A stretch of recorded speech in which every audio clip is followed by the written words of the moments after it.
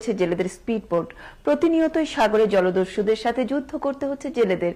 এর সাথে যুক্ত হয়েছে নৌ সীমানা না থাকার যন্ত্রণা। এতে করে সাগরের মাছ ধরতে গিয়ে নিখোঁজ হচ্ছে হাজার হাজার জেলে।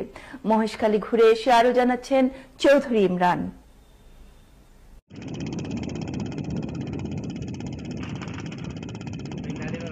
জেলেদের উপার্জনের সঞ্চয় দিয়ে জাল কিনে ভাগ্য ফেরানোর আশায় মাছ ধরতে সাগরে যায় মহেশখালী দ্বীপ অঞ্চলের জেলেরা। কিন্তু জলদস্যুদের অত্যাচার এবং সাগরের জাহাজের অবাধ চলাচলের কারণে সয় সম্বল হারিয়ে পথে বসা উপক্রম জেলেরা। জেলেদের অভিযোগ, নৌসীমানা নির্দিষ্ট না থাকায় নাবিকরা সুবিধা মতো জাহাজ চালিয়ে জাল নষ্ট করছে।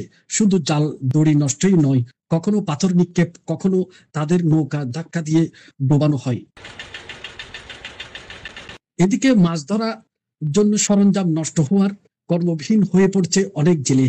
এই সমস্যা থেকে উত্তরণের জন্য সাগরের জাহাজ চলাচলের নির্দিষ্ট নৌপথ ব্যবহার করার দাবি করছেন সাধারণ জেলেরা।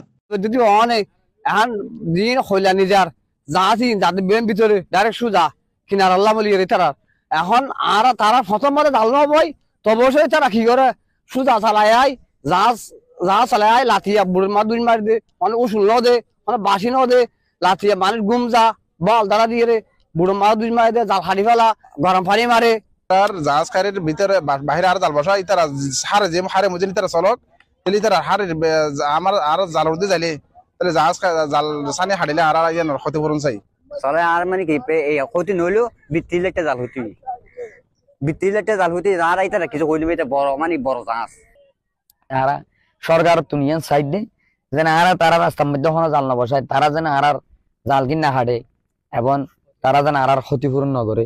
মহেশখালী মাতার বাড়ির কয়লা বিদ্যুৎ কেন্দ্রের মতোই বর্ষা দিয়ে জাহাজ চলাচলের নৌ সীমানা নির্ধারণ করলেও তাদের ক্ষয়ক্ষতির পরিমাণ কমবে বলে আশা করছেন এই জনপ্রতিনিধি। প্রতিদিন অহরহ জেলেদের জাল জাহাজ নষ্ট করে দেয়। যে লাইটার জাহাজগুলো আছে সেই লাইটার জাহাজগুলা জেলেদের জাল নষ্ট করে ফেলে। তো সুতরাং তার প্রেক্ষিতে আমরা